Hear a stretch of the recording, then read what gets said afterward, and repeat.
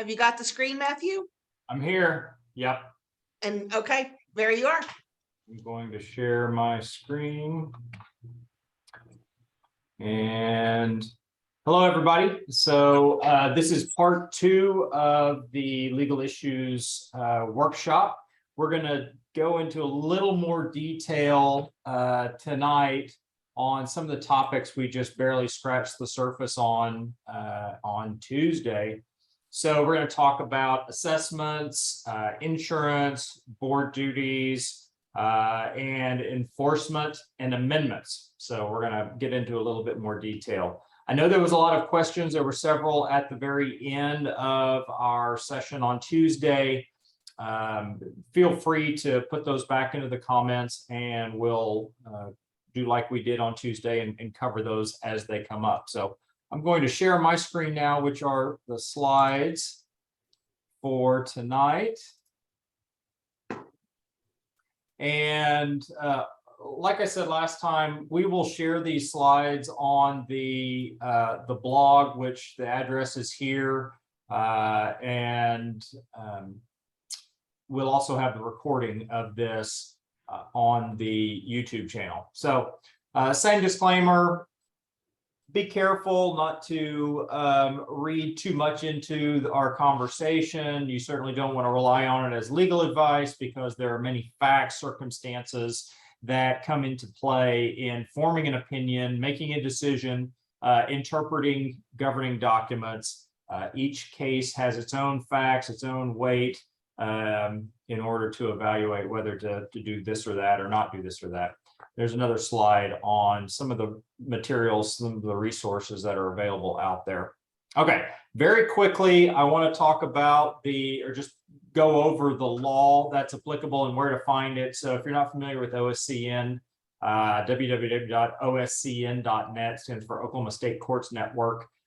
You can plug in this address, which is like 60 OS 501, 60 OS 851, 18 OS 865. Those are statute addresses that you can enter into a dialog box in the upper left-hand corner if you go to OSCN and do legal research, and it will take you to the statute. It's free and very, very informative. All right, so let's talk about assessments. So in the world of assessments, and I may float back and forth between calling them assessments, calling them dues, but we're talking about the money that an association collects from its membership, and that's what the budget is funded with, whether it's the regular budget, maybe it's an extraordinary budget, something like a reserve study. But we're going to talk about the financial picture of the association for a moment. So in my mind, there are primarily 4 types of assessments. We have annual assessments, which sometimes they're called periodic, annual, base assessments. In my governing document set that I use, I call them base or annual assessments. And then we have special assessments. So special assessments are often for extraordinary corporate expenses. Sometimes they're limited to capital improvements. So we have to pay really close attention to the language in our special assessments clause. So if our special assessments clause, assuming you have one, I guess that's the threshold. If you don't have a special assessments clause, then there is no special assessments for your neighborhood. It would take 100% in order to adopt 100% vote in order to adopt a special assessment if you don't have a special assessment clause. If you do have a special assessment clause, you have to read it very carefully to see if the proposed use of the money for whatever the special assessment would go for, whether the clause allows you to do that. Let me give you an example. So if an association gets to the end of its operating year and it's going to run out of money, can't pay the light bill for the last month, can't pay the pool guy or gal, and the idea is we're going to pass a special assessment to raise some extra money. Well, you can't do that if your special assessment clause is limited for capital improvements. because running out of money is not a capital improvement. It's just a budgetary shortfall. So we have to make sure our covenant language allows us to do what we want to do. One that's really common with special assessments is wanting to string it out over a couple of years. What's really common in special assessment clauses that they're applicable for 1 year only. So if they're 1 year only, you can adopt it for 1 year. And if you need more money, you have to re-vote the following year. Another slice of the fiscal pie for an HOA or a condo is specific or individual assessments. Now, many of us recognize these as monetary penalties or fines. So specific individual assessments, these are charges that go against an individual or an individual's lot for not hitting the mark, not quite doing what you're supposed to do under the covenants. Commonly things like leaving trash cans out, letting your dog run loose, those kinds of things that you really wouldn't ever file a lawsuit for an injunction, but are still nevertheless disruptive, possibly dangerous, depending on what the issue is. And so monetary penalties work really well in those instances. I will go ahead and mention that if you, just like special assessments, you can't adopt a special assessment if you don't have the language authorizing it in your covenants. Just like you can't collect regular assessments if you don't have a mandatory association and your covenants don't provide for it. It works the same way for individual or specific assessments. For some reason, there's folks out there that think, well, despite the fact that our statutes say if you're going to charge an annual dues, it has to say so in the covenants. They have this idea that, well, monetary penalties are part of this whole administrative regulatory structure, so boards can just make that up in bylaws or even adopt it in a rulemaking. No, that's not the law. It's not even close to the covenant regime that we have in Oklahoma. So don't go out on a limb and think, well, despite the statutes, despite the cases that deal with mandatory associations, we're going to somehow think that we can penalize people and take their money and file a lien against their property without express covenant language providing for it.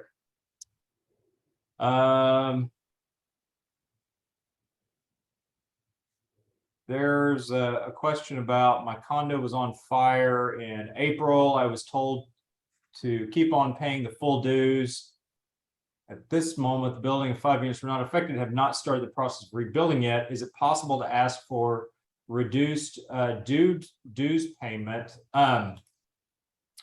So I don't know specifically the facts. Haven't read your governing documents. Don't know what the allocation is. So generally speaking, I can't answer the question. I will tell you that comes up sometimes in a condominium or even an HOA, and you just have to look at the covenants to see if there is language authorizing you not to pay your dues, or for whatever reason to take a lower or to make a lower payment. Oftentimes there is no right to do that. Oftentimes there is language in the covenants that says non-use of the common areas is no excuse for not paying your assessments. You're really playing a fairly risky game with not paying the full amount of dues on time in the right amount based on some credit or something that you feel is right, but the board hasn't agreed with you or hasn't authorized it. So that's usually a fairly risky thing to do. But you do see that in condominiums where somebody has damage to a unit, they fix their unit, and it turns out it's the association's maintenance responsibility, and there's some kind of allocation of their dues account. But the best course would be to do that with the agreement of the board and do that in communication and conjunction as opposed to just unilaterally doing it yourself. There's a question about if the HOA mows a neighbor's yard due to violation of the CCRs and after warnings, can we charge them for the amount we had to pay to have the yard mowed? That's another instance where if we're going to take what's called self-help, we have to have that language in the covenants. If the association is going to enter private property, spend association money on that property, then you have to have some kind of authorization, some kind of covenant language giving the association the right to do that. Otherwise, number one, they have trespassed, they have possibly damaged someone's property, and two, they've made a donation of the association's money. So there's not this general right of associations can come in and do what the board thinks should happen. It has to be governed by covenant language. So for example, if there is a public street and a no street parking covenant, and that's it, well, there is no right of the association generally to enforce that covenant by having a tow truck company come yank that car. There are covenants and systems within association governance and enforcement that do provide for enforcement of common area parking violations that the association can tow. And so we want that kind of language in our covenants. Beyond that, we want to make sure the board has clearly communicated to the owners, and this kind of gets back to the specific individual assessments. Not only do we want that language, have to have that language in our covenants in order to enforce it, we want to make sure that we are providing over and above due process, what's called due process, to our HOA members. Because remember, the purpose of the association is not to tow cars. It's not to tell people what they can and can't do with their property. It's not to be perched on the edge of our seat, ready to pounce. It's to help people understand their responsibilities under the covenants, to help them comply, which sometimes, by the way, may involve me as a board member going and mowing somebody's yard and not charging for them just because I don't want to have to mess with it and I don't want to have to look at it anymore. Or pulling their trash can in, helping them avoid the penalty and giving them the opportunity, as they should, to be very appreciative of someone going the extra mile, treating them the way they would want to be treated. That's the goal of our community associations. Specific assessments, fines, they aren't there to generate more money for the association, just like penalty interest isn't in the covenants so that the association can make it hurt when somebody doesn't do what they're supposed to do.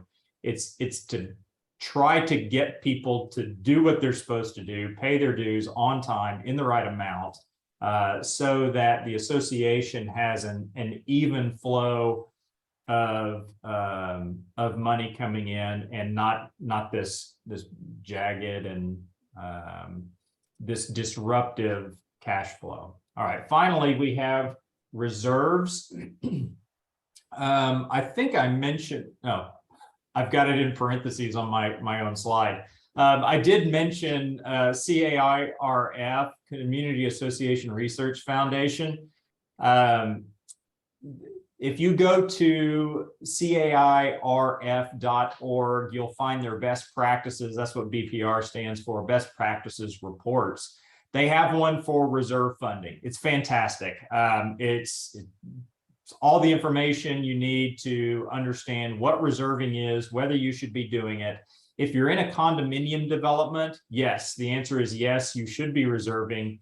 If you have years and years of deferred maintenance, the time is now to figure out how to wind back the clock on all that deferred maintenance.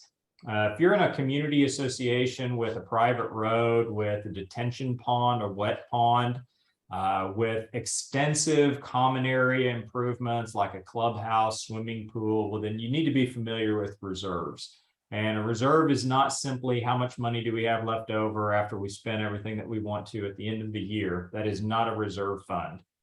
A reserve fund is not, we're going to wait till it breaks or until there's an emergency, and then we're going to ask the members to pass a special assessment.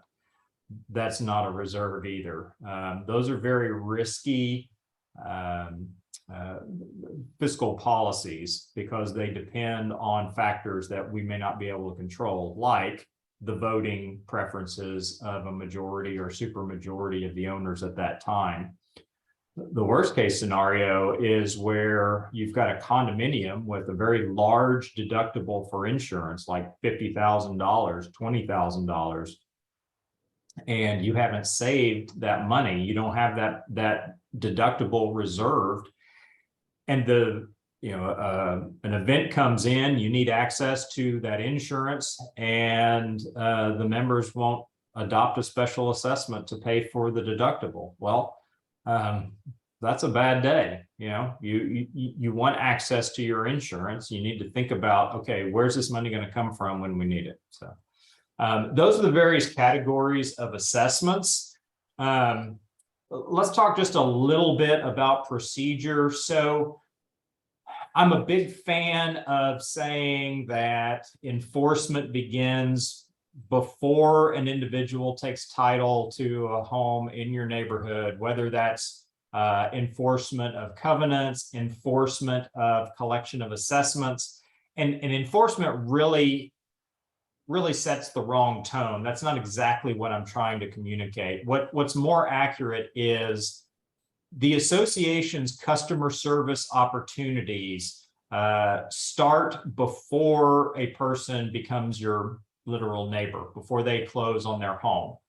And it just happens that when you're doing the taking those customer service opportunities, it translates into you don't have to enforce the covenants as much or as aggressively. You don't have to collect as aggressively. And it's really money ahead if, with a little bit of customer service fine tuning on the front end, if it saves you from having to send the collections file to a lawyer or having the lawyer do a lien, that overall benefits not only the association, but also the board members and the individual lot owners. So, so what I'm talking about now is kind of in the realm of having policies, procedures, having a smooth operations so that people know what to expect. They know what the form looks like. They know who to pay. It's not chaotic. It doesn't change a lot. So that's what I mean by having some kind of accounting system, owner tracking, having a system that at any given moment, you can print a report to show someone their entire account history, going back to zero, all of the charges, all of the credits, everything. And a really easy way to do that is to use accounting software apps, things like Quicken, QuickBooks.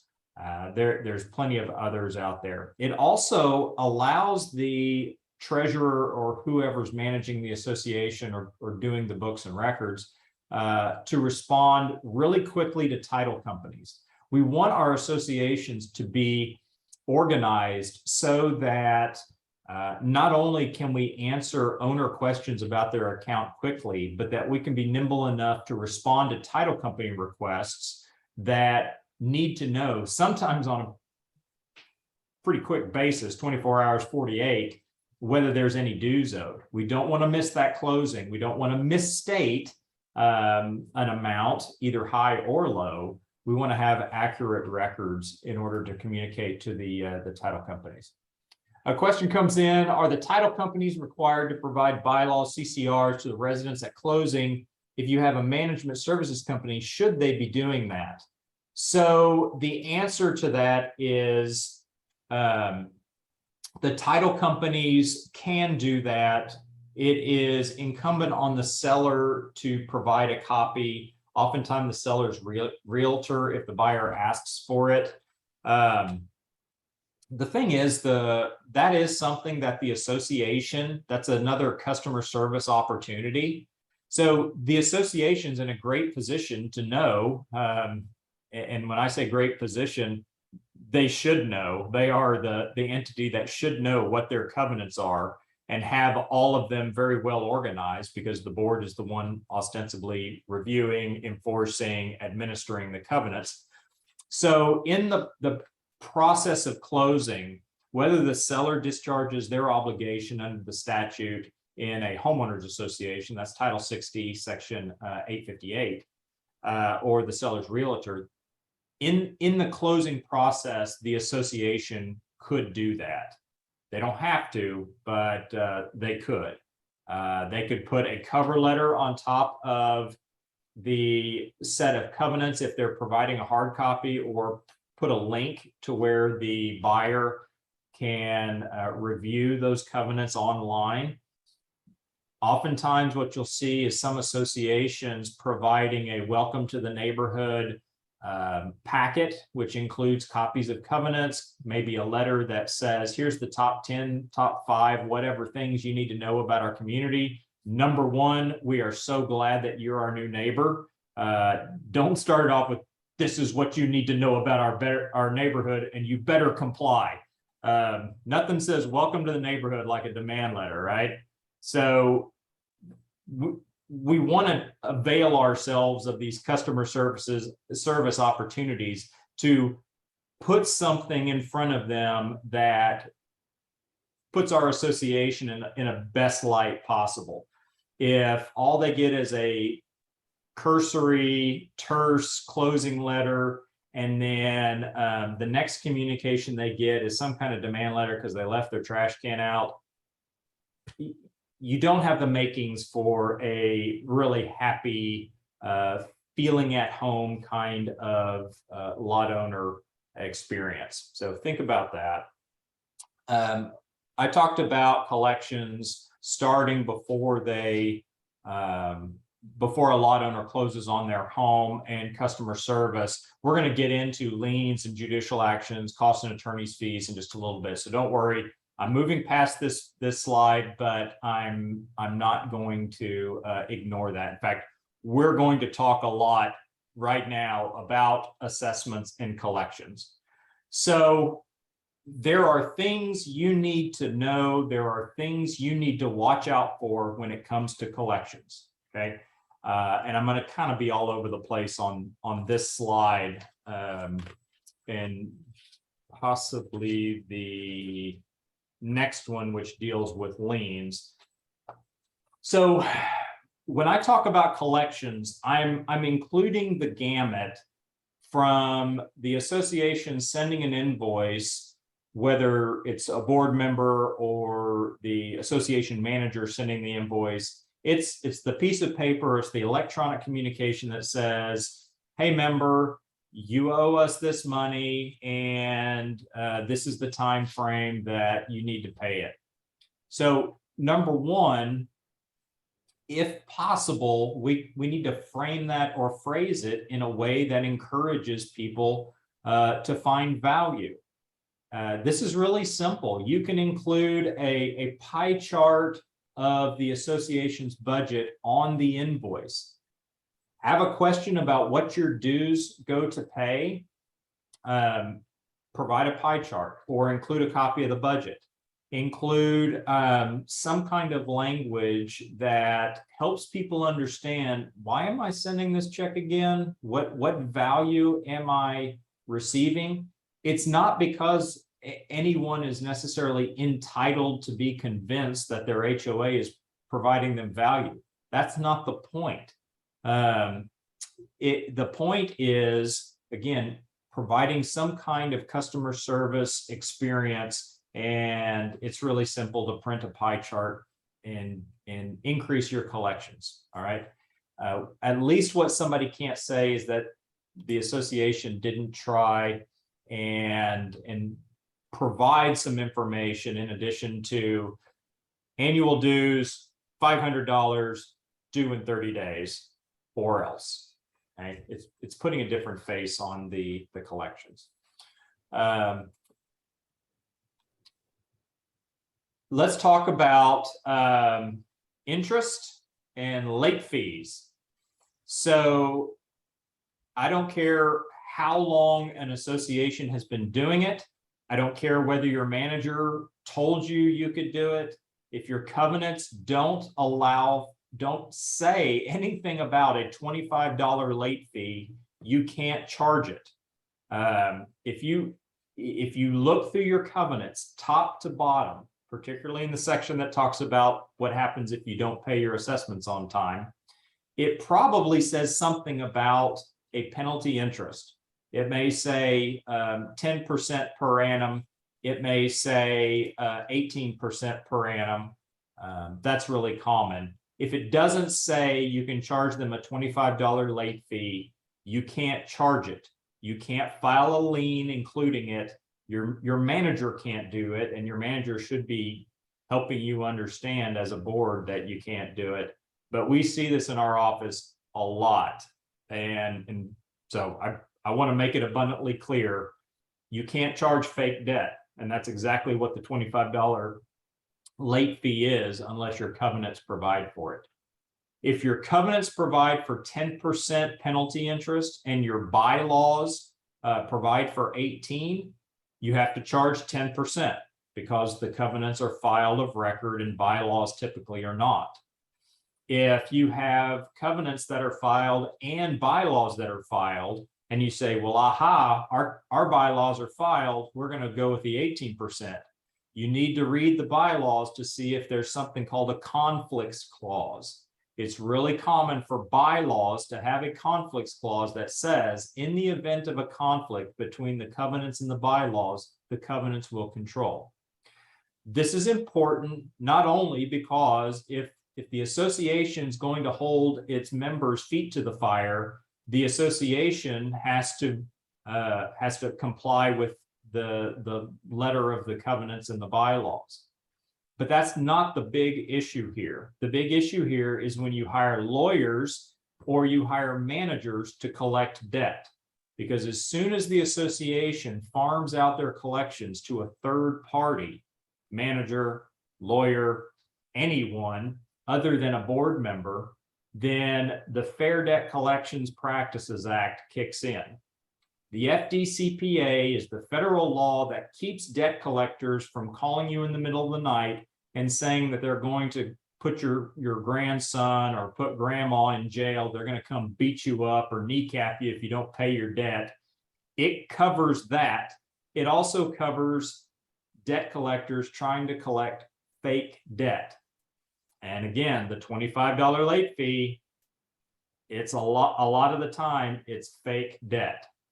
So is the 18% in our bylaws if our covenants say 10%. So you need to be very vigilant, sometimes asking your lawyer, are you FDCPA compliant? Asking your manager, is your collections FDCPA compliant? Something else that we find, and this kind of bleeds over into the next slide, we find liens that are signed by people who are not authorized to sign and file liens. If you're a realtor, you understand you as a realtor are an agent, but you don't have the right as an agent to sign the deed on behalf of your seller customer. A husband doesn't have the right to sign a deed on behalf of his wife in transferring a property. An HOA manager does not have the right to sign and file a lien on behalf of an association. So if your HOA manager is doing that, you need to, number one, tell them to stop it. You need to ask them to provide you a copy of a limited power of attorney that I probably drafted and that they have adopted and started using. And that LPOA, that limited power of attorney, has to be filed with each lien. if that manager is going to continue signing and filing liens. So if that's been going on, it's up to that manager and you as a board to figure out how to correct that. But the law is very clear on this. This isn't some lawyer picky thing. This is abundantly clear. And any of you that would like a collections memo that lines all of this stuff out, email me and I'll be happy to send you the collections memo that we've drafted that covers all of this stuff. Something that I see too with liens, and it's typically with non-lawyers, is they file a lien every single year on the same piece of property. And I don't understand why they would do that. It just wastes filing fees for the association. If there is a debt that can be secured by a lien, you just have to file that lien once. And this is the fourth bullet down. You just put continuing lien language in there. Because if you think about it, if a lien collects or secures, excuse me, not only the principal amount, but also interest, well, that lien's, it's no good the very next day. It's out of, you've already accumulated another day's worth of interest. And so you're not going to go file another lien because it's got more interest. You just put language in your lien to cover what we know is going to happen. And that's, we're filing this lien to secure the principal amount owed plus all future unpaid assessments, interest, costs, and attorney's fees or cost of collection, whatever the declaration or the covenants say. So this idea that we're going to file a lien over and over and over again, I mean, you can do that, you're just wasting money. So something that I hear too, and this is a confusion of what kind of lien an HOA or a condo lien is. I have here on the second bullet, it's not an MML. MML stands for Mechanics, Materialmen's, and Laborers lien. These are types of liens that if I have someone come work on my house and then I don't pay them, they can file an MML. Now, MMLs, they're a valid type of lien. The law provides for them. It's just they're a different kind of lien. In fact, they're under a entirely different title than HOA and condo liens are. So we find HOA and condo lien language statute in Title 60. MMLs are in, I believe it's 41, 42. I don't remember off the top of my head because I don't deal with them. One of the significant things with MMLs is they have to be foreclosed on within 1 year. That is not true for HOA and condo liens. HOA and condo liens just continue until they're released. Now, it's important to understand because sometimes this gets a little confusing. Sometimes people think, well, we'll file a lien and we can sit on it for 10 years. And then when they try to sell their house or if it goes into probate or something, well, then we'll collect then because we'll have a lien on file. Well, no, you'll only collect going back 5 years because that's the statute of limitations. A lien does nothing to extend statute of limitations. And again, we have an FDCPA issue if you have a third-party debt collector trying to collect 10-year-old debt under the FDCPA. Time-barred debt, in other words, uncollectible debt is fake debt. And one of the things the FDCPA does is it penalizes not only the creditor, but also the debt collector if they try to collect fake debt or if they make false or fraudulent statements in or threatening statements in the collection of a debt. So the lien itself does nothing to preserve the association's claim. The lien is just evidence to the world that there is a debt out there and it's somehow tied to the property that the lien is filed against. I didn't mention this. I don't think to mention this very often because it seems like kind of a no-brainer, but we do sometimes find liens that have been filed against the wrong property. We find liens that have the wrong owner. Again, it's kind of a no-brainer. If you're gonna file liens against someone's property, you have to have a system in place to make sure you're filing it against the right person, that you're filing it against the right property, that you have the right amount of debt, and that the debt is clean and not time barred. All right. Got a couple of questions or comments that came in. You indicated to keep good records. What is the exposure of not having good records? Boards change year to year, and some are better at it than others. Are there consequences to not having the cumulative records? Possibly, yes. The immediate consequence that comes to mind is you don't have the full corporate history. It's been lost, or you've converted what should be a written history to an oral history. And oral histories are great when you're talking about passing on myths and folk tales and family legends and all of that stuff. It doesn't work really well with corporate governance. So that's why if we don't have records, we run the risk of repeating past errors, not having the full corporate picture. From a litigator standpoint, if I don't have written meeting minutes, it's an evidentiary nightmare where I have to go back and find who was a board member, even finding out who the board was 10, 15 years ago. If we don't have meeting minutes, it makes it really difficult. So there are consequences. If what you're looking for is, is someone going to get penalized? Is there a fine or something like that?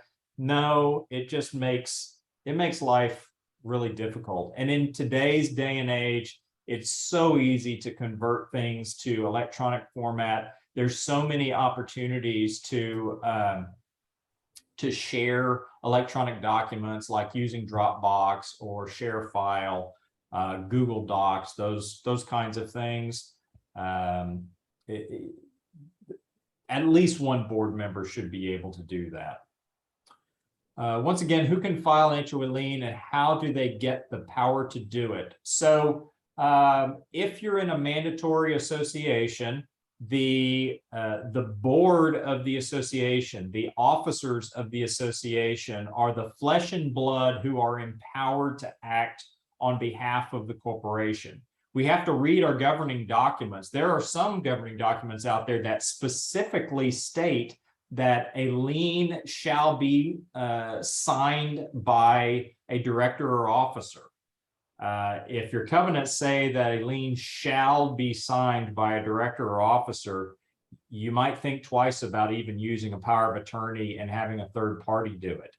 So the association is the entity that has the authority under appropriately drafted covenants to file liens to secure the repayment of assessments, and the elected board or officers are the flesh and blood who act on behalf of the corporation. Now, you can have third parties sign liens absent some kind of covenant language that prohibits it, but they have to have a power of attorney from the board to do so, and that power of attorney has to be filed with the lien that they sign and file. Another question for clarification: you can only collect 5 years debt on lien, even if it extends past 5 years. So yes, the statute of limitations for collecting a debt based on a written contract is 5 years, and that's whether there's a lien filed or not. The only thing that stops that statute of limitation is filing a lawsuit. So for example, if you have debt, HOA debt that's 5 years, and the association files a lien and then waits a year to bring a lawsuit, they'll only get 5 years. That first year is going to drop off because we have a statute of limitations problem. All right. A lot of collections cases are filed in small claims court. Now, this is a catch-22 because small claims court is designed to operate without a lot of the more formal rules for discovery, civil procedure. So there's no discovery in small claims court. There's no motions practice. It's designed that you can do it without a lawyer and roughly get justice or roughly get your day in court. You may not like what happens, but if you've ever been to small claims court, there's a lot of cases, there's a lot of people. Justice moves very quickly in small claims court, and it's designed that way. One of the things in small claims, if you do have an attorney, if you take a default judgment, by law, the association is going to be limited to 10% of the amount in controversy. That's by statute. So you have to evaluate, all right, if we sue for this $500 debt and the lawyer charges us $1,000 for the case, it's possible we'll only come out of court with $550, $500 that's owed, and a $50 attorney fee because we're limited to 10% of the amount in controversy.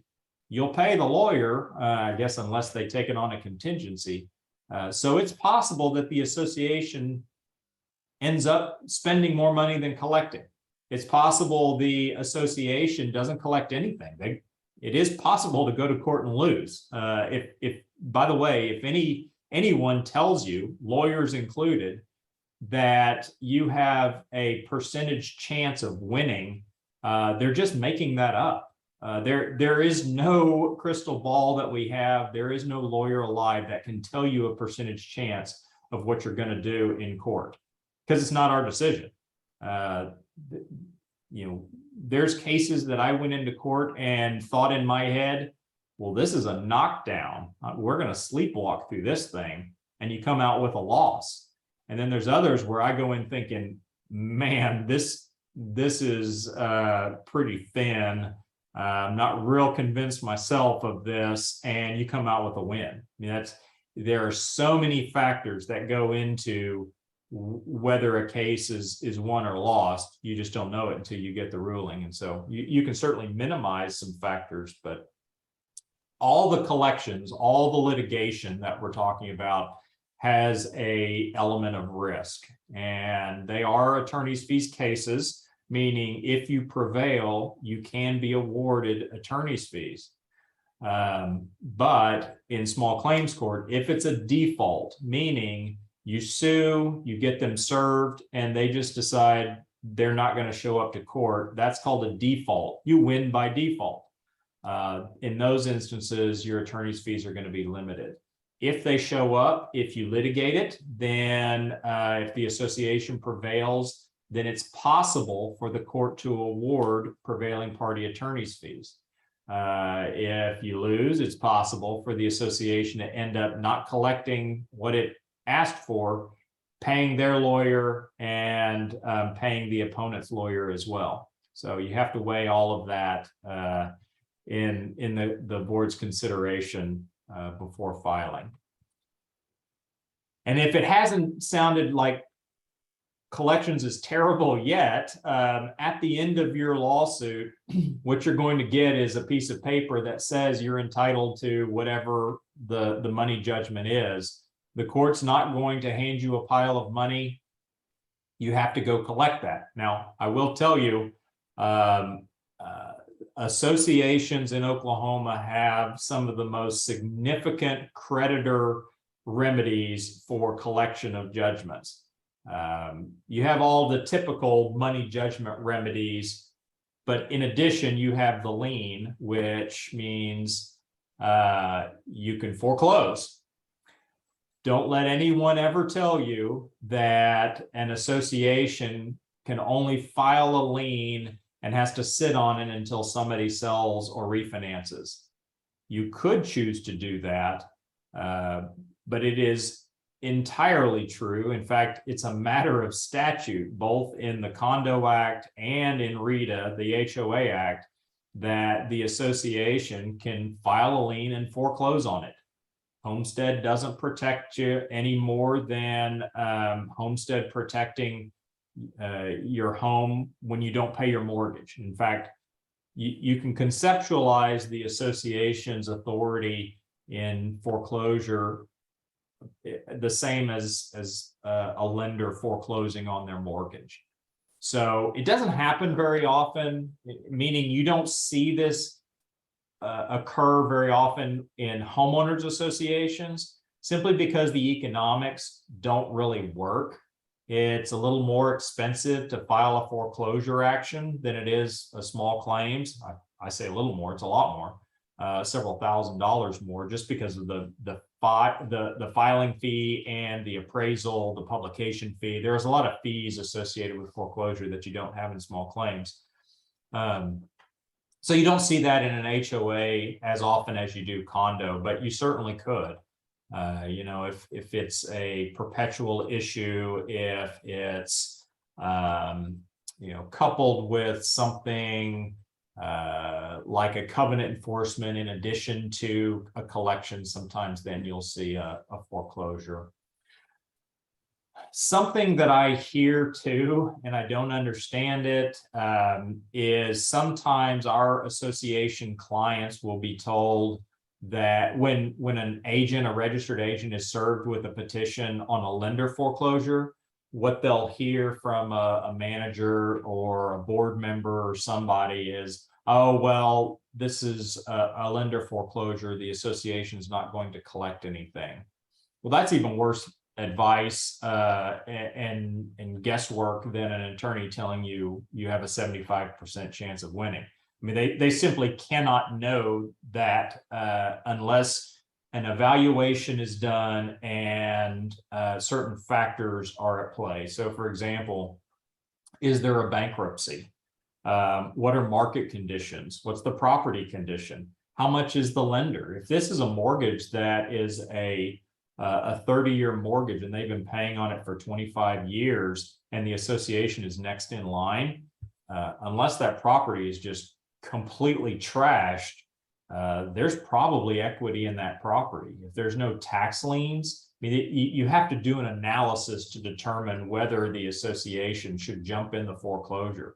And if there's any possibility of collecting in the foreclosure and the association had been contemplating some kind of collection, the answer is yes, green light, because what happens is you pay a little bit compared to what you would have paid in your own collections case or your own foreclosure case. You just tuck in behind the lender and write it out to sheriff's sale. So if your association's practice has been just ignoring lender foreclosures, just pitching them in the trash, I would suggest you reconsider that because you may be just passing on available money. So the bankruptcy code is another federal act that is very important to know. So bankruptcy is about the last vestige of mercy available in our legal system. Sometimes you'll hear bankruptcy referred to as a fresh start. And that fresh start begins the moment a petition for bankruptcy is filed. What that means is when the debtor files for bankruptcy, all collections activity stops. You cannot, it is a clear violation of federal law to get a notice of bankruptcy and run out real quick and file a lien against the property. That is a flat out violation of the bankruptcy code. You can't do it. You can't let your third party debt collectors do it. All right. There's something called the automatic stay. There's significant civil penalties that go along with willfully violating the automatic stay. In fact, bankruptcy is such a fresh start, you don't even have to get notice of the automatic stay, notice of the bankruptcy for it to apply to you. It just applies. So if you're filing liens against people, if you're sending demand letters against people, you better be equipped. You better have a mechanism for checking the bankruptcy filings, because the fact that you didn't know they were in bankruptcy isn't going to excuse your violation of the federal act. So make sure everybody is fully FDCPA compliant, that everyone is fully checking bankruptcies before collections happen. All right, I've got some pictures for you. If you're asleep, I don't blame you. This isn't really exciting stuff. I'll tell you, you've hit the high point in the entertainment value of the show tonight. So here's some, we're moving from collections to covenant enforcement, like structural and use restrictions. So this is a picture of we call it perpetual bulk trash day house, right? They think someone, if you just put it out on the yard, the trash ferry is going to come get it. And we have the creative louver design element that looks suspiciously like a American middle finger. This is actually from our friends across the pond. This is the perpetual car lot house. This is not photoshopped. I don't know if it's burning your retinas, but this is a very, very pink house with a whole lot of yard art. I think this was in Texas. We're going to talk about covenant amendments in a little bit. This neighborhood discovered they did not have a no pink house restriction. And they were very disappointed to learn the hard way. So knowing what your covenants can and can't do is important. This is a case I had in Tulsa. Interestingly enough, we were talking about monetary penalties. And this was a case where an attorney had told a board that they could adopt monetary penalties through rules.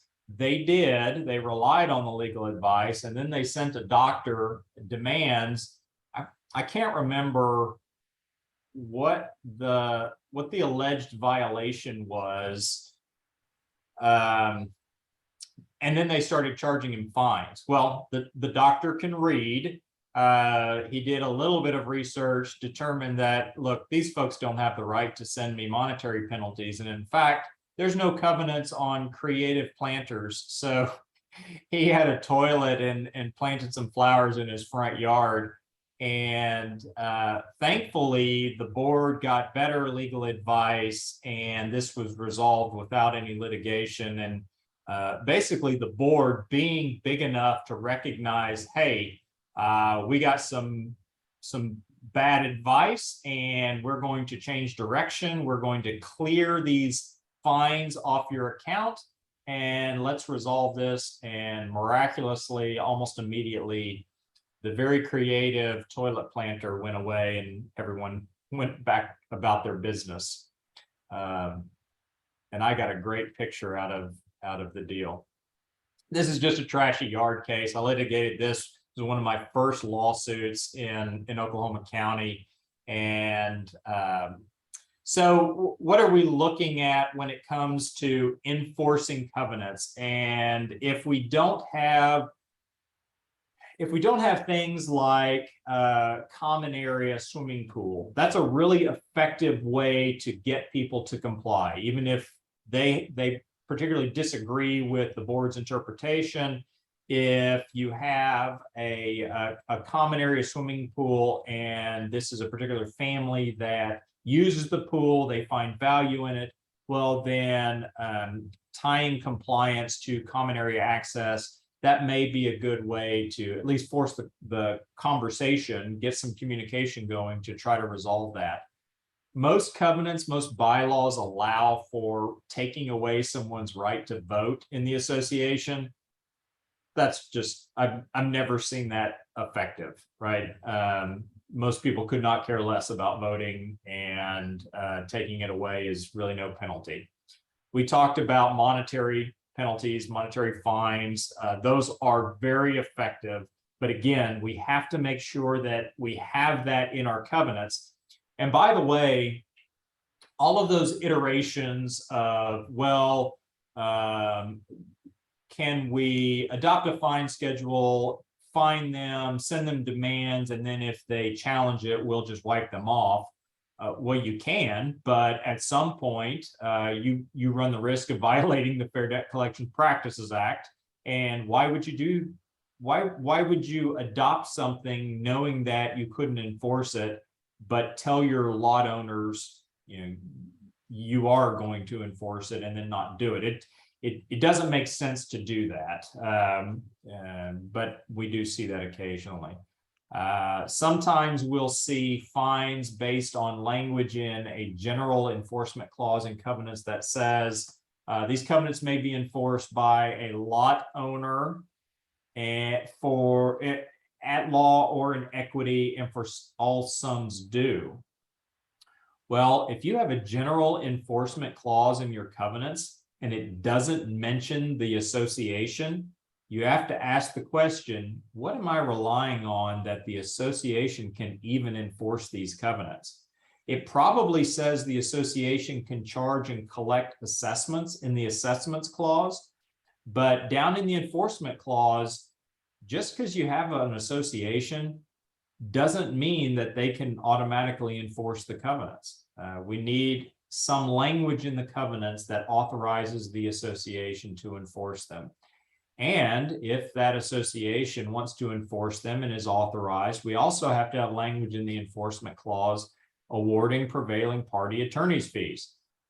You don't just automatically get them. You got to have a statute or a contract that authorizes it. So don't just assume the association can enforce, which is fairly common. People in mandatory associations think that, well, we have an association, that's what it's for. They're the sheriff or the posse of the neighborhood, and it hasn't been that way up until more modern times, the last 20, 30 years. Before then, if there were covenants filed, the lot owners had to enforce them. And the traditional remedy, if we're not talking about money, is this bullet down here called injunctions. So an injunction under the law is considered an extraordinary remedy. That's how the cases describe it, an extraordinary remedy, which in my experience means judges are fairly hesitant to order injunctions. It's not that they're not available. It is the go-to remedy for covenant violations. It just means that judges are a little reticent in awarding them. They're going to look at the facts. They're going to look at the circumstances. They're going to apply what's called equity. Equity is what a court should or ought to do under certain circumstances. And so considerations come in like, did the neighbors know about this covenant violation for years before they did anything about it? If so, something called latches, L-A-C-H-E-S, may come into play. In other words, the court's going to say, well, you've sat on your hands, you've sat on your rights for what seems like an unreasonably long period of time. We're not going to free them now. We're not going to do your dirty work if you've sat on your rights. If it hasn't been that big of a deal for the last so many years, it can't possibly be a big deal now. That's called latches. There's something called estoppel. If I, as an individual, go to a board that I think has authority to grant me exemptions or minor waivers to the structural restrictions. Say we have an outbuilding restriction that says no eaves over 6 foot tall, and I want a 6.5 for whatever reason.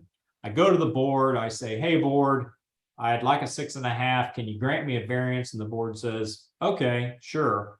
And I go on my merry way and I build it. And then the next year the board comes back because my neighbor's been just screaming about my 6.5 foot outbuilding, and the board says, well, your neighbor really doesn't like it, so now we're going to enforce the covenants. There may be an equitable argument called estoppel. I relied on something you told me.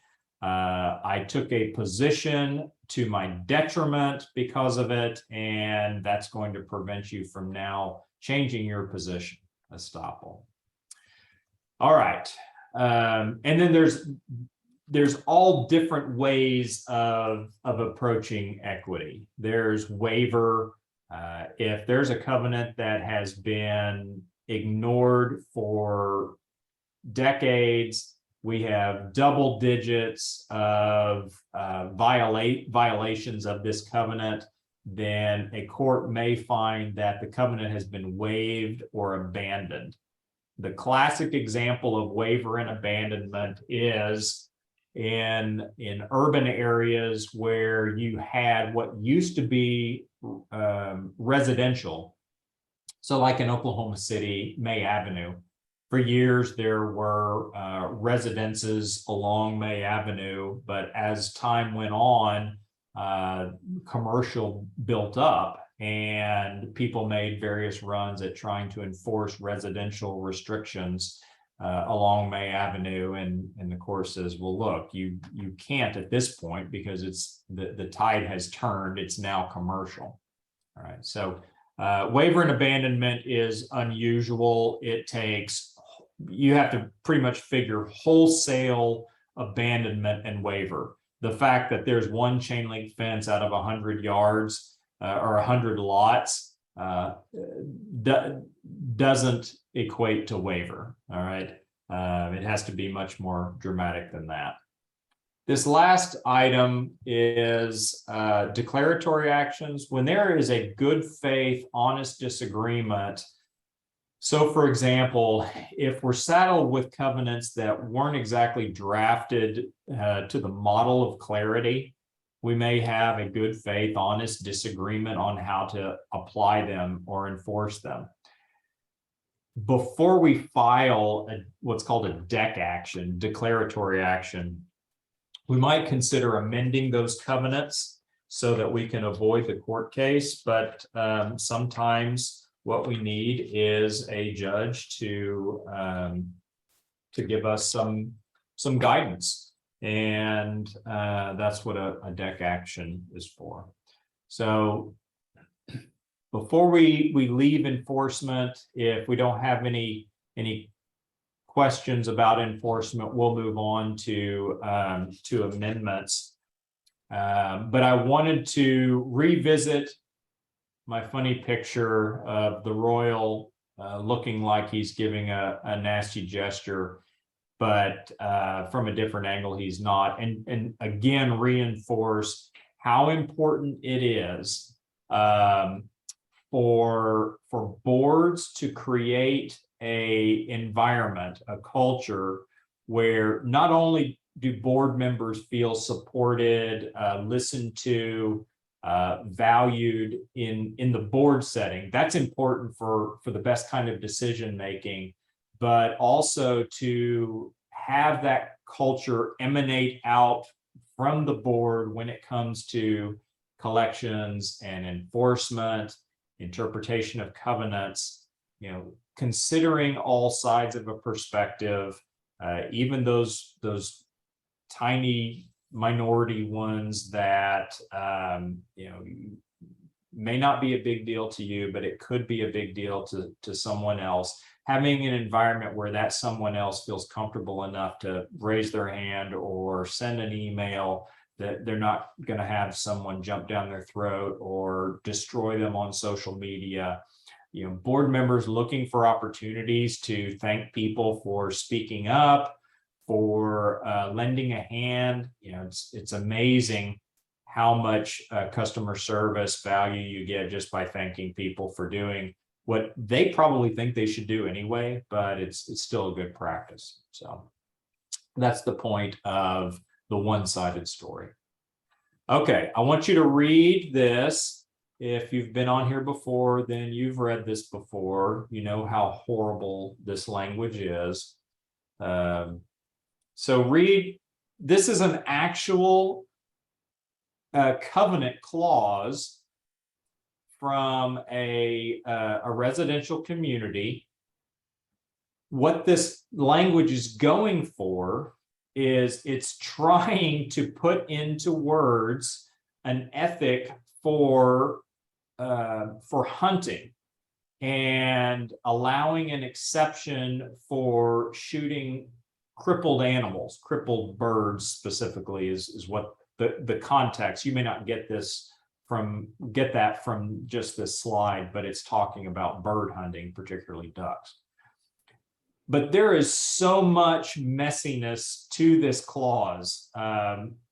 If you're underlining, if you have to put parentheses like what I really mean to say, or in other words, I mean, these covenants, they shouldn't be drafted like that. They need to be drafted for clarity, for brevity, for not for multiple interpretations. So one reason why we would have a need for covenant amendment project is because we have a horrible covenant like this. Let's talk a little bit about amendment projects. So whatever the reason is for the amendment, it could be because the covenants are they contain obsolete or defective language. And what I mean by that is at some point in time, the developer is going to be done developing. At some point in time, maybe the developer isn't done developing, but the lot owners can decide because they control the votes that the developer is done developing.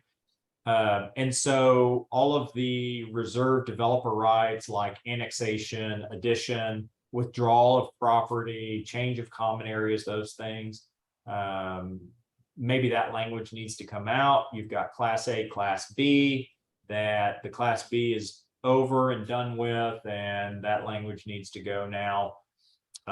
Maybe, like we talked about, your covenants just didn't think through how is this association best equipped to operate. Maybe there is no interest rate for not paying assessments. So there's really no incentive for someone, there's no penalty for someone not doing what they said they're going to do, and that's paying their dues on time. Maybe we're having a significant issue with trash cans blocking traffic or blocking mailboxes or cluttering up the neighborhood, whatever. And we're not about to file a lawsuit for an injunction for that. Maybe we need to amend our covenants to include monetary penalties. So for whatever the reason is, it's built into almost all sets of covenants a mechanism for amending them. And what you're looking for is an amendment clause. It's going to say something like these covenants shall run with the land for 20 years or until January 1st, 2022. At which time they will automatically extend for an additional 10-year period, unless otherwise amended by a majority of the lot owners. That's real common. Our covenants are going to continue automatically, but here's how you amend them. Well, if we want to amend and we have a clause like that, we have to follow it specifically. And if it gives us a particular date on which to amend, we have to follow that date. Invariably, for some reason, developers or their lawyers picked a date, January 1st, when the county clerk's office is always closed. So we have to figure out, well, what do you do with that? Do we have our vote on January 1st? Is it valid if we wait till the county clerk's office is open to file it? Those are all things that you got to figure out if you have that language. Some covenant amendment clauses have extraordinarily high percentages. Some covenants, if you're in that initial 20-year, 10-year period, subsequent 10-year period, whatever, some of those covenant clauses require 100% unless you're amending on that date. So we have to be careful that we are following the actual language, that we're applying the correct percentage. Does the covenant amendment clause say our percentage is of owners? Does it say our percentage is of lots? Because those are two different numbers, can be two different numbers. The odds that each platted lot is owned by only one person is probably zero. So we have to be careful what percentage and how we're applying that. I want to point out too that sometimes my developer clients are a little confused on this. And the 3-to-1 voting right or the Class A, Class B language, we have to be careful that we don't read that corporate voting type language into our amendment clause. So for example, if we have a set of covenants that says developer, builder, whoever has 3-to-1 voting in association affairs or association business, well, that's a corporate voting clause, and more than likely our amendment clause doesn't say anything about corporate type voting. It talks about lot owner real estate type voting. So the fact that a developer has extraordinary corporate voting rights, oftentimes what I find is that has nothing to do with whether they can control the amendment of the covenants. If our neighborhood, if our covenants have a exceedingly burdensome amendment clause, a nonsensical amendment clause, or for whatever reason the developer or their lawyer just didn't include one, then we have this statute. This is the third bullet here. This is Title 11, Section 42-106.1. If you look at this statute,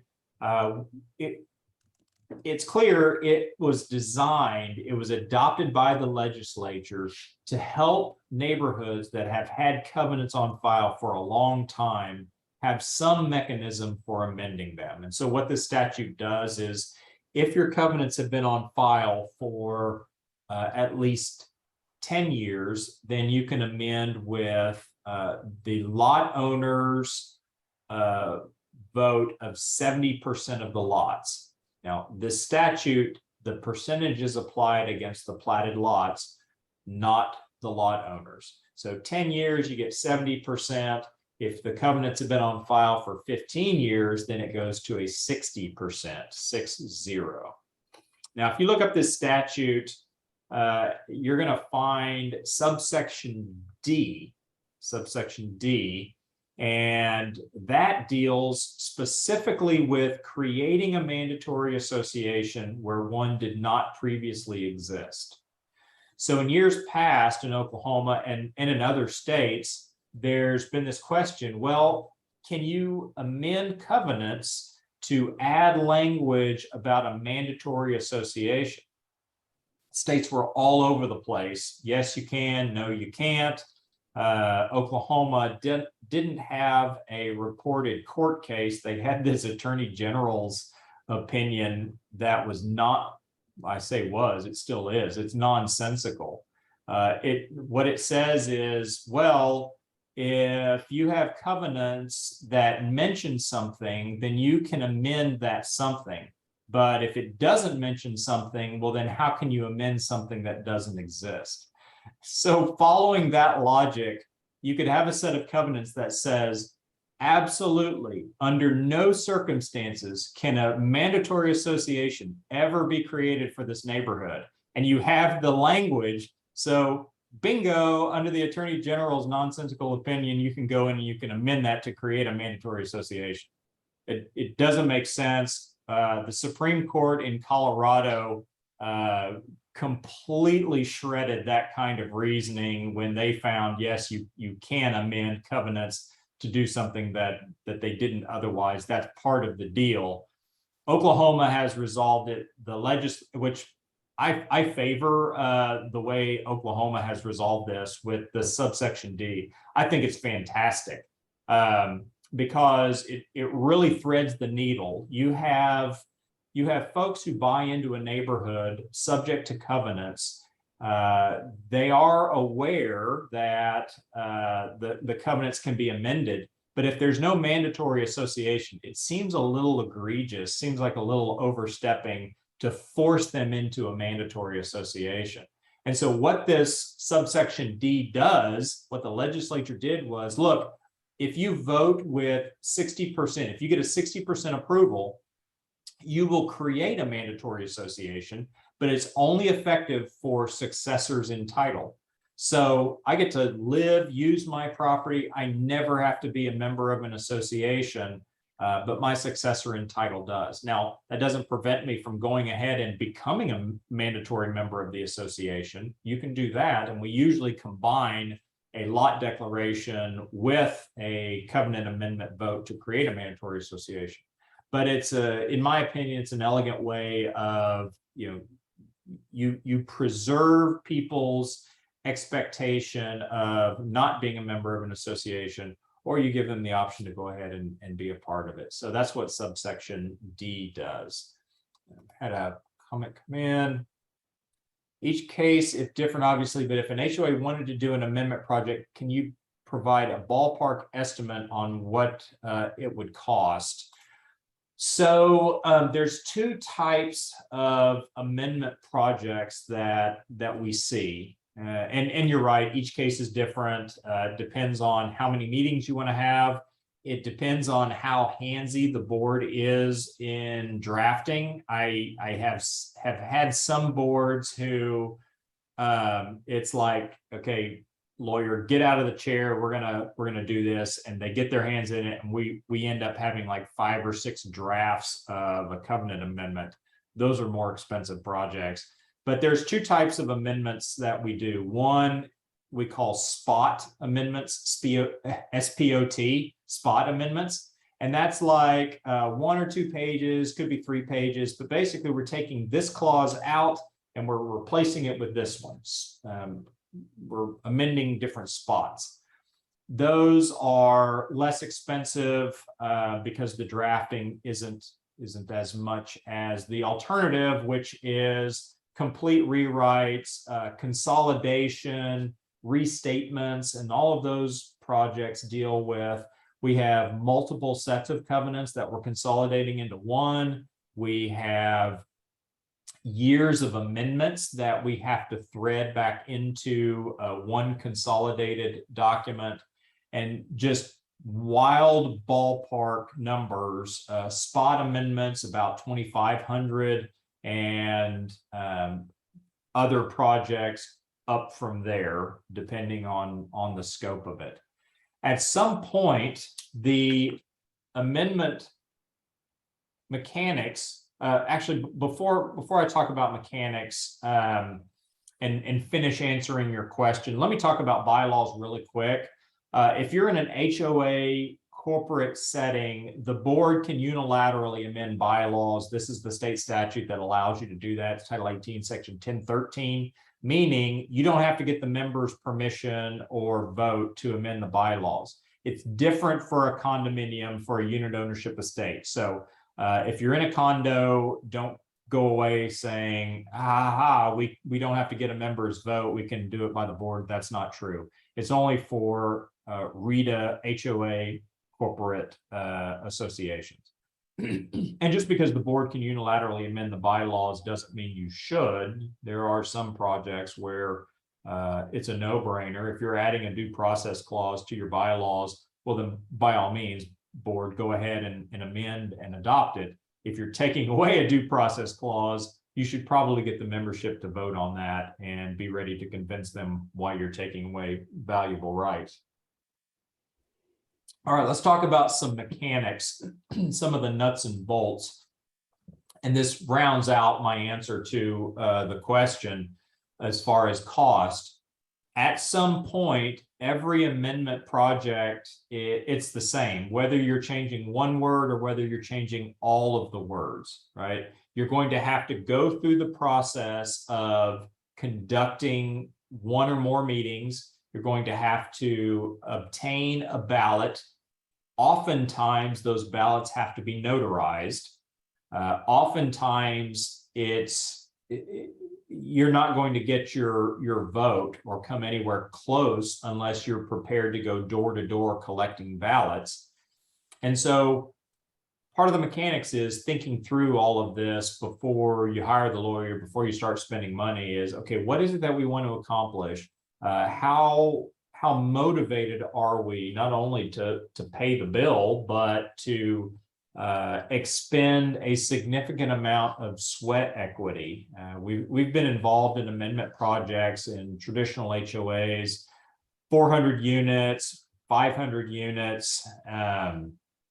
Those boards, you better have block captains. You better have an extended period of voting, possibly a couple of information meetings, great ownership list, great participation. Your collections rate needs to be 90–95%, meaning people pay their annual dues on time in the right amount without really batting an eye. You need to have all of that stuff in place. If your collections is 70%, you only get it in the month of December.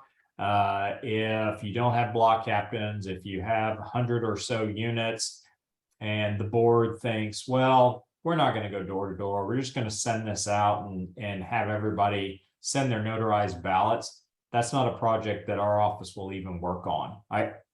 I can't tell you 100% it's not going to pass. I can just tell you with 21 years experience, I'm not going to work on that because I'm convinced it's not going to pass. You're wasting your time and money. So the takeaway from mechanics is you pretty much have to be ready to go door to door.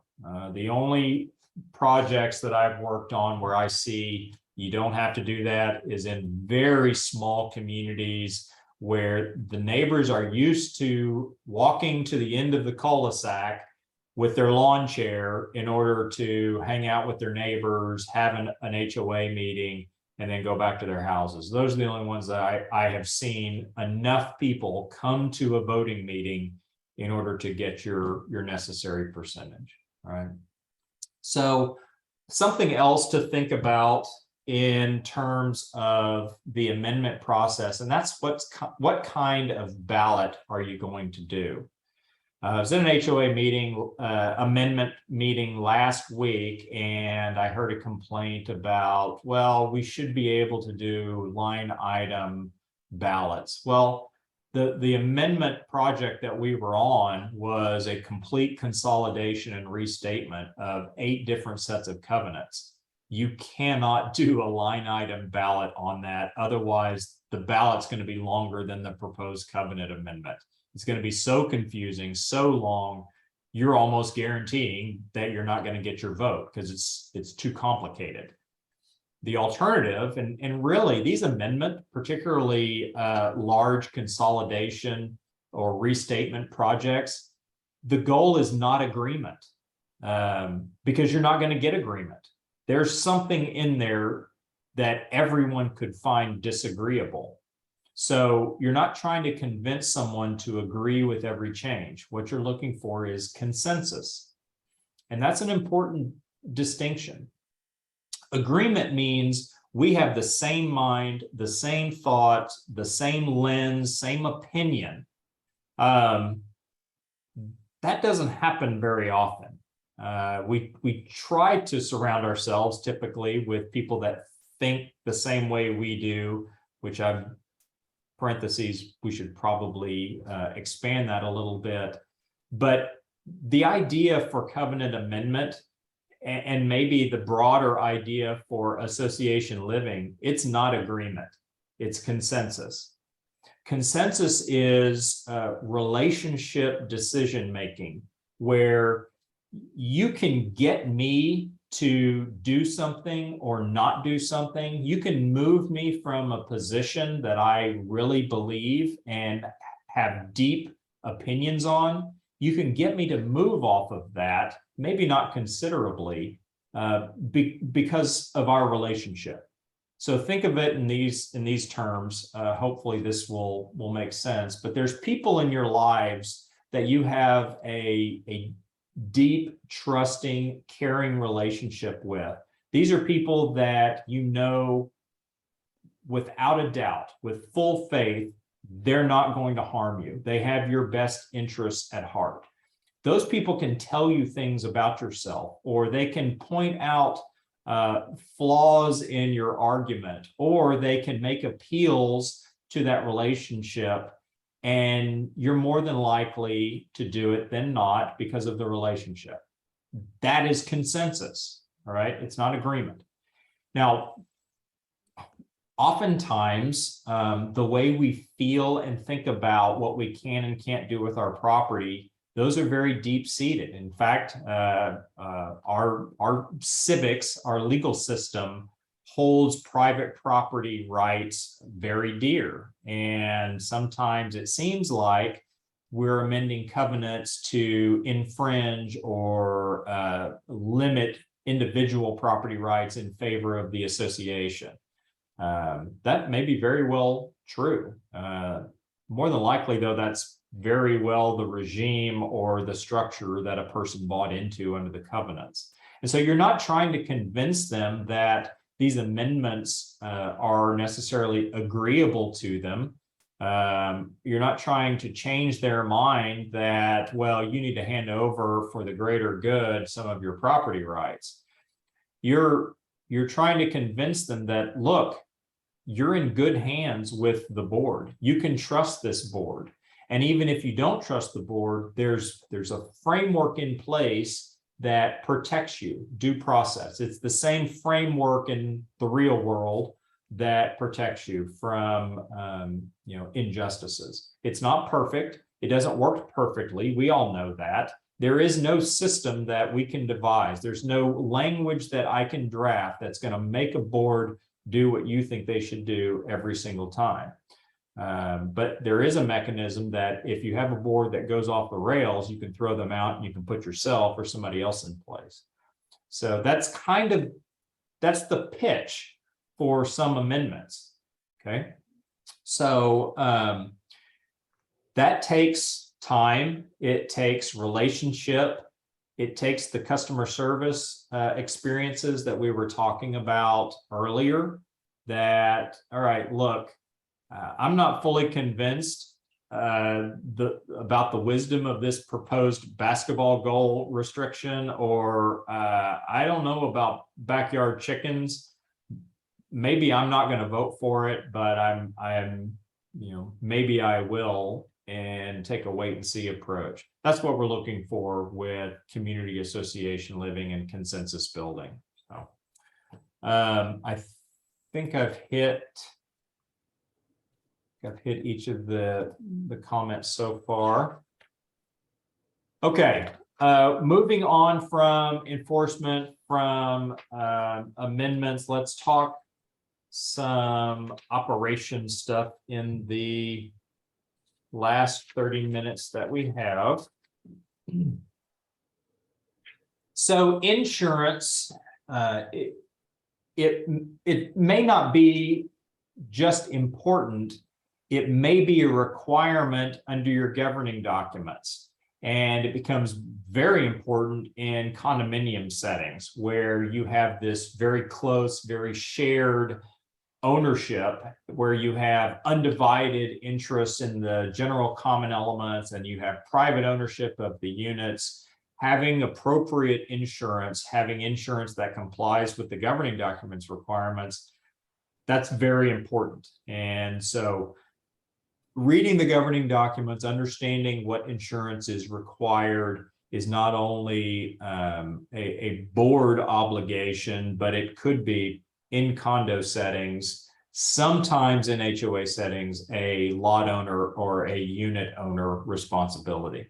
And I say sometimes in HOAs because it is possible to have a condo type structure or regime. And let me be clear. When I say condo structure, I'm not talking about the actual physical structure. I'm talking about the regime, the rights. That's what condo refers to. Condo does not refer to a townhome type shared wall duplex I think maybe I mentioned this in part 1 on Tuesday. A condo can be an entire building. A condo can be an airspace at the top of a building outside. A condo can be interior space. Condo refers to a type of ownership. It does not refer to a structure. So the way condos are, insurance becomes very important, particularly with weather damage through a roof or plumbing, water leaks, sewer backup, knowing what's common element, what's unit owner responsibility, and having the appropriate insurance. It's very important. So with all that, what I was saying is there are some homeowners association regimes that are structured a lot like condos, where I own my building, might even own the dirt underneath my building, but the association has various maintenance and repair responsibilities on the exterior. So siding, facade, oftentimes windows and doors are going to be excluded in those regimes. Roof, painting, possibly hardscape and softscape. So that sounds a lot like a condo type regime, but it may not be. So in those cases, we have to make sure that we don't have gaps in our insurance, the association's insurance and my individual lot owner or unit owner insurance, or that we're not over-insuring. So for example, there are condo policies out there that cover not only the structure, but everything into the finishes. Well, if the association is paying for that extensive of insurance, well, then my HO6, which is my condo unit policy, wouldn't need to cover from the studs in. We have an overlap. Now, it's better to have an overlap than a gap, but why pay for more insurance if you don't need to? So there are covenant clauses that I have drafted or that I have seen in existing covenants that allow for the association to come in and force place an insurance policy if an individual owner has not obtained insurance and provided the association a certificate or proof. So what this tries to do, what these kinds of covenant clauses try to do, is avoid situations, typically in shared wall developments, where you have one unit owner has insurance, another unit owner does not have insurance, and there's some kind of common casualty where, and now you're looking to this unit owner to fix their side of the building and they don't have the money to do it. So I have some association clients that have put in place forced place insurance, and it's a lot like your mortgage company where you've made a contract with your mortgage company to keep insurance in place to protect their security. And then if you don't, they can come in and it's called forced place. They place a policy, they turn around, they add it to their debt.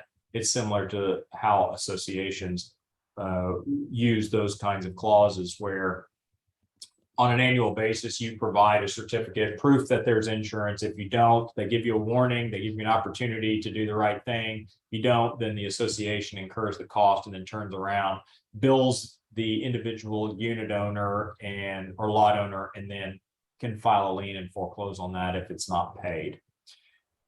The different types of insurance that we want to see in place with an association, condo, or HOA, they fit in a couple of categories. We want to see liability insurance. We want to see property or casualty insurance. Then we want to see directors and officers insurance.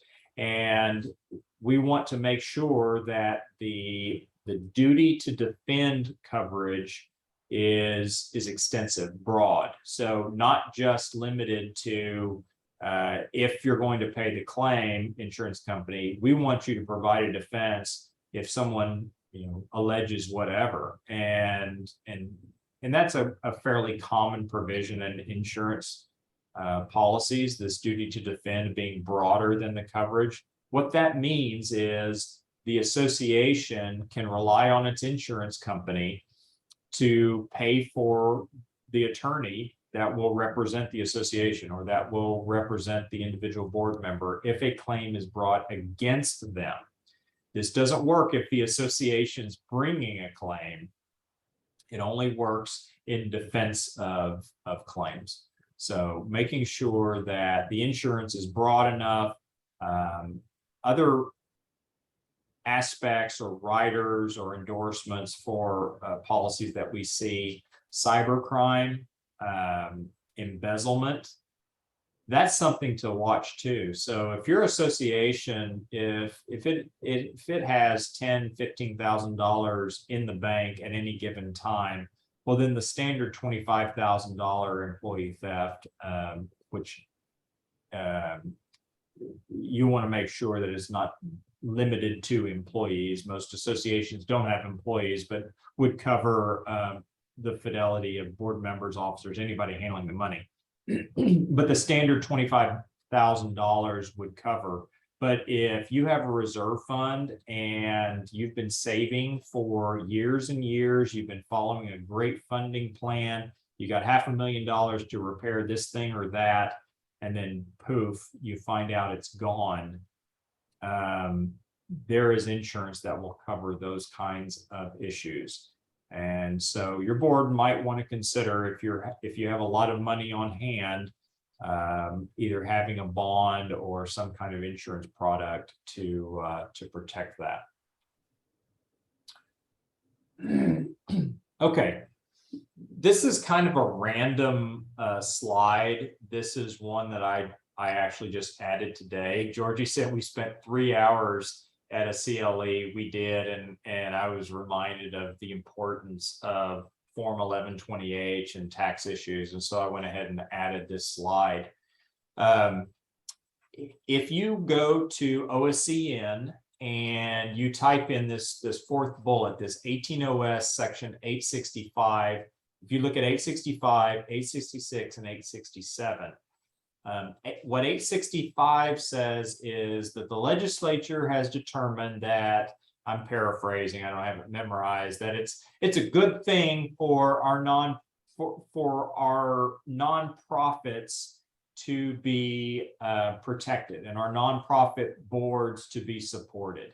In other words, our legislature found it's good, it's beneficial to create an environment, a legal environment where we support these folks and don't hold them to certain standards that we would otherwise.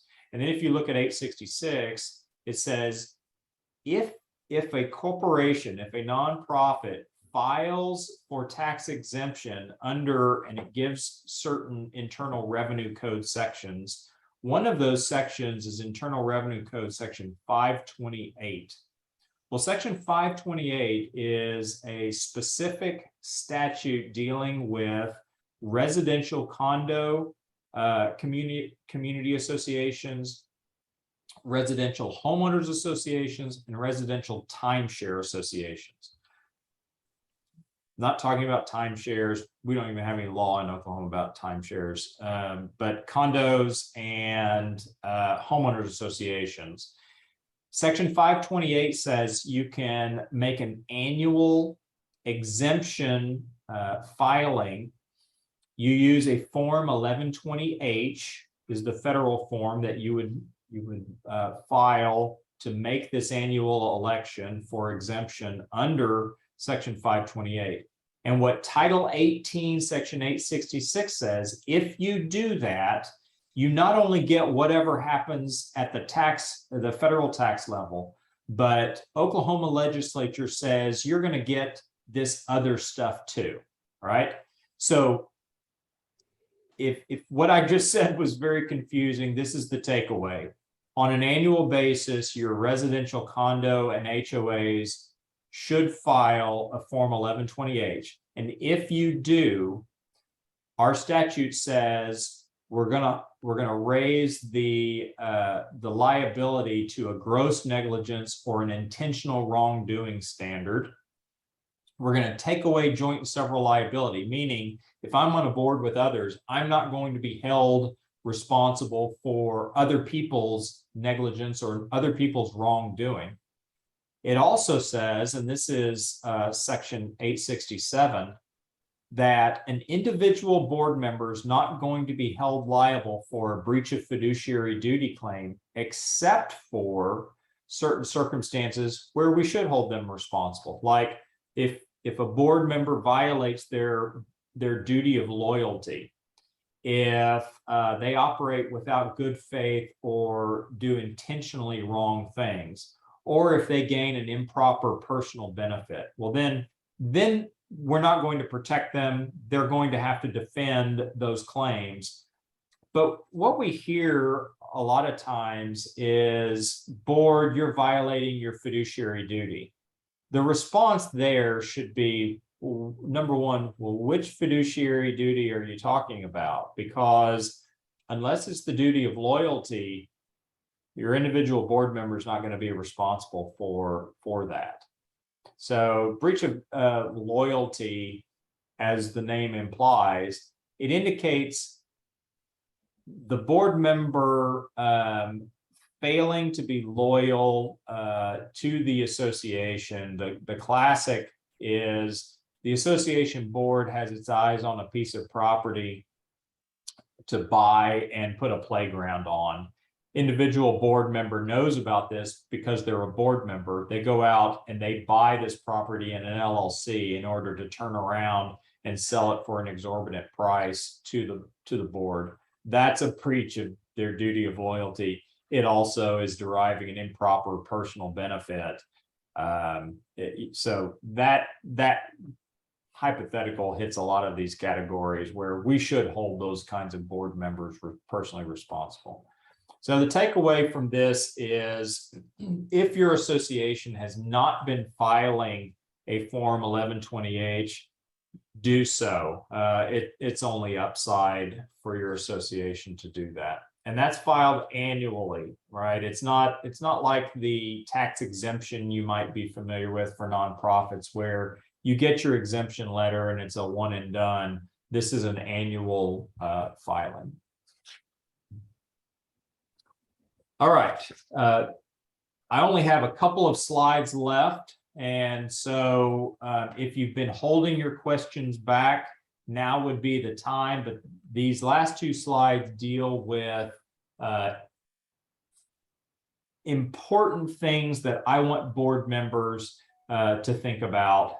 And the first one is, it's a good practice for board members to have a complete set of the governing documents. One of the things that we do in our office, whenever we take an association client, we create a governing documents file, and we have an index on the top of it that tells us the name of the document, when it was filed, and book and page. If it's an amendment or the document has a funky title, we might put some helpful notes. If there's a gap in the governing documents, which is surprising. So for example, we find developers, management companies, lawyers acting as if there are covenants filed against property when clearly there isn't. So for example, you have a multi-phase development, section 1, 2, 3, 4. For whatever reason, no covenants were filed against section 4. Well, if there's no covenants filed against section 4, those people aren't subject to covenants. You definitely can't file liens against them, and you can't tell them they owe the association any money.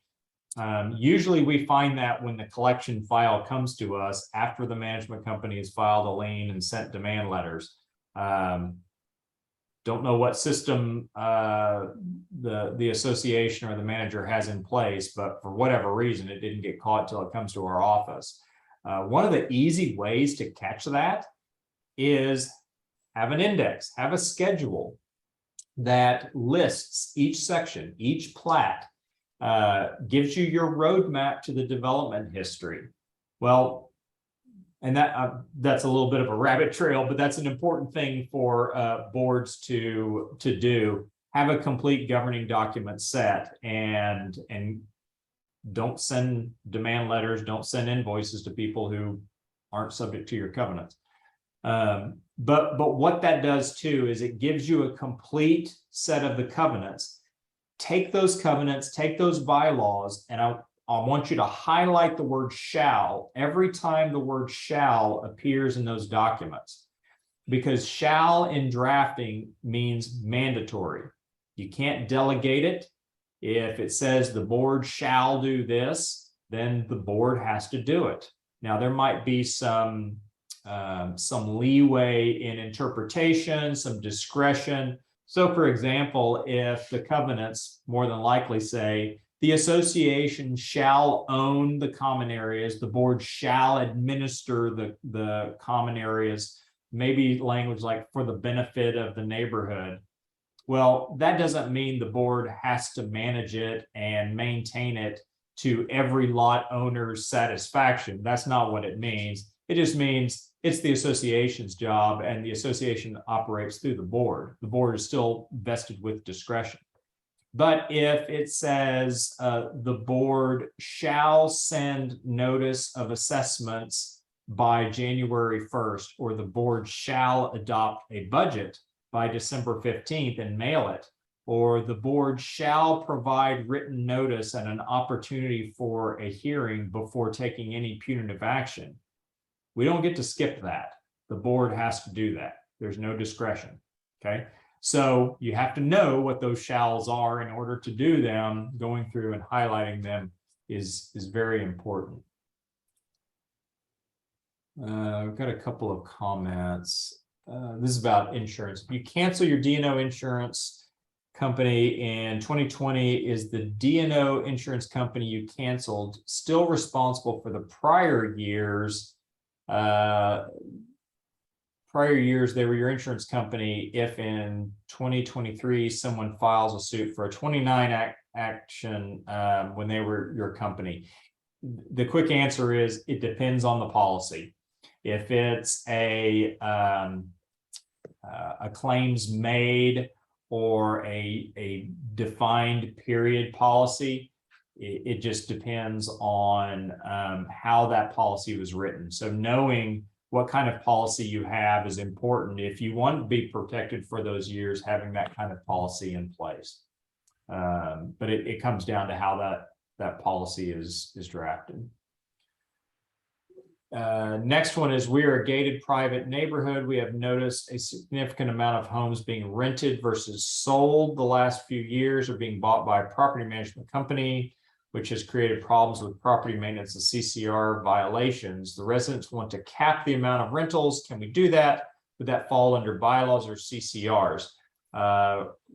Restricting property uses, restricting the kind of structures that are on property, those are all covenants. Has to be spelled out in the covenants. The answer is yes, you can limit leasing.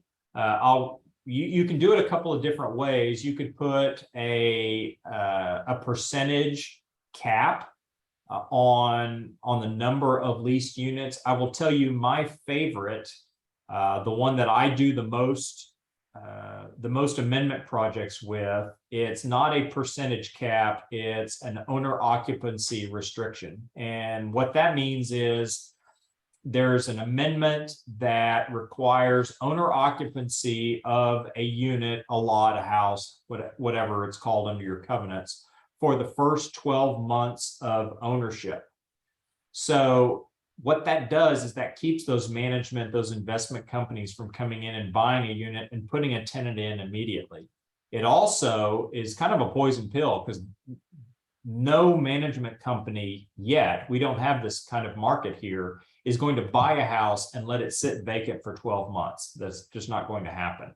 So the only rentals, the only leasing you're going to have in the neighborhood is an owner occupant. Well, very few people want to be a landlord. Very few people will occupy a property for 12 months and then turn around and lease it. And usually it's around 5% at the most. So it's a real elegant, light touch kind of way to have a leasing restriction. And it's one that is, we have found it's easier to get consensus because one, the people who currently own their property, they meet the condition, right? They are owner occupants. We can't tell people who are already leasing their property, well, you have to stop it. I don't think that's defensible. That's going to be a tough argument in court. Of course, I might get surprised. A judge may enforce that, but most of the time when we draft it, if you're currently leasing your property, you know, lease it as much as you want. If you're an owner occupant and you move out and you want to lease it, do it, because we know that we're just not going to have very many landlords, very many tenants.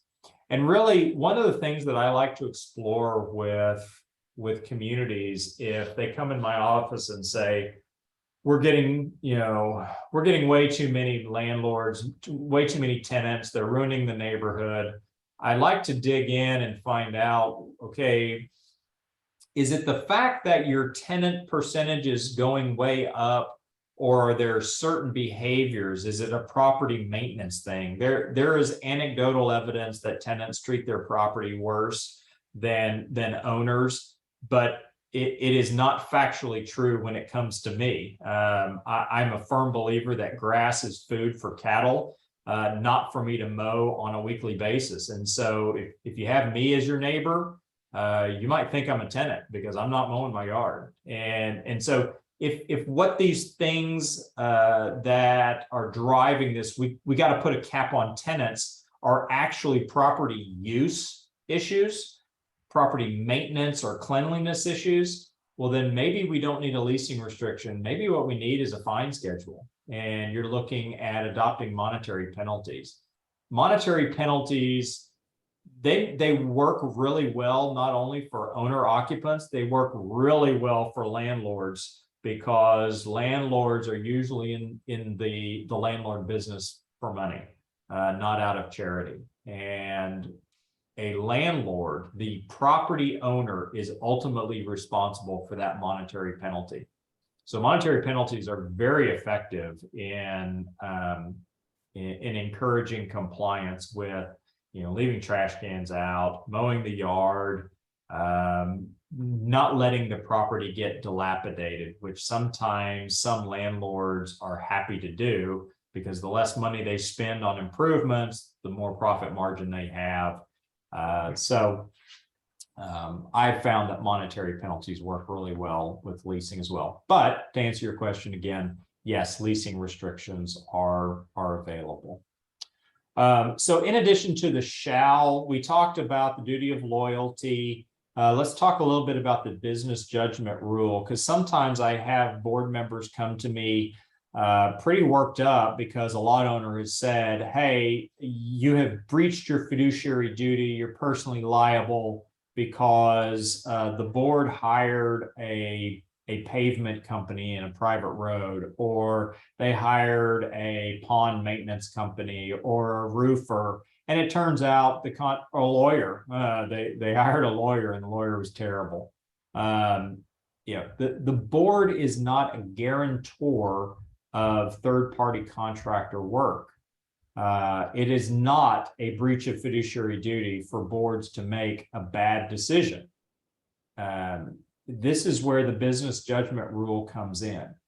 It can't be that we can't have a system where the board is susceptible to second guessing by every lot owner because something doesn't go ideally.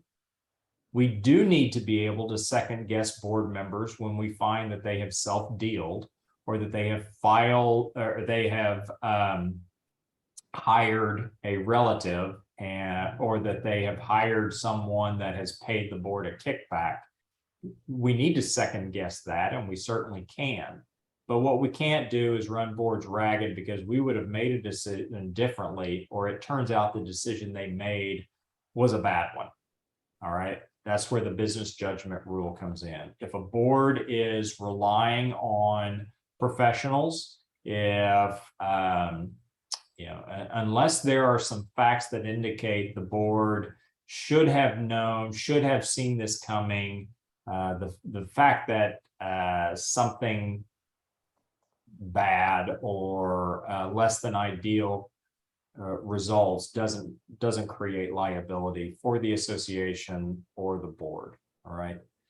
So this last one, let's talk a little bit about protecting. Oh, we're getting close on time. Protecting against embezzlement. The very best embezzlement protection, which, by the way, if you go to the Winton Law YouTube channel, myself and Patrick McClanahan several years ago did an embezzlement and fraud breach of duty seminar, and that video is on the YouTube channel, so you can go and listen to, I think it was an hour or two of us talking about that. But one of the best ways to protect against embezzlement is having regular board meetings, having reconciled bank statements reviewed at each of those board meetings by board members who know what they're looking at. So understanding how to read a P&L, what a reconciled bank statement looks like, it's really hard to dummy that up. If you have treasurers, board members who refuse to provide reconciled bank statements, who demand to only provide their created P&L in an Excel spreadsheet and not provide bank statements, those are big red flags. So that's a situation that needs to be rectified, remedied, and it's really hard to embezzle when you have other eyes watching. All right, one more comment, and I think we're probably close on time. She says, so I'm lucky enough to be on the secretary of two boards, one here in Oklahoma, one in Arkansas. It's been awesome for Oklahoma and resources for Arkansas. I don't know of an attorney in Arkansas. I know there's one in Branson in Missouri who does similar work that I do. I just sent a daughter to college in Arkansas, so I'm probably going to be spending more time there and maybe developing some relationships. I know that there are some law firms that have attorneys both in Oklahoma and Arkansas. Hall Estill is one of them. They may have a lawyer that does these, but I'm not aware. But I'll make a note to look and see if I can find that. Georgie, I have 8 o'clock. That's the end of our time. Thanks again for hosting this. Thank you everyone for hanging in there for 4 total hours of HOA seminars. I know it's not the most entertaining, but I hope it has been informative, and I wish you all the best. You're the best, Matthew. Thank you so very much. Thank you to all of you that attended as well. Call on Neighborhood Alliance if you need us. We're here for you. And let's all thank Matthew as well for giving up his evenings to teaching us something that's very, very dear to his heart and very important to all of us. So thank you very much, Matthew, for spending your whole day with me. I enjoyed it. Thank you. I did too. Bye, everybody.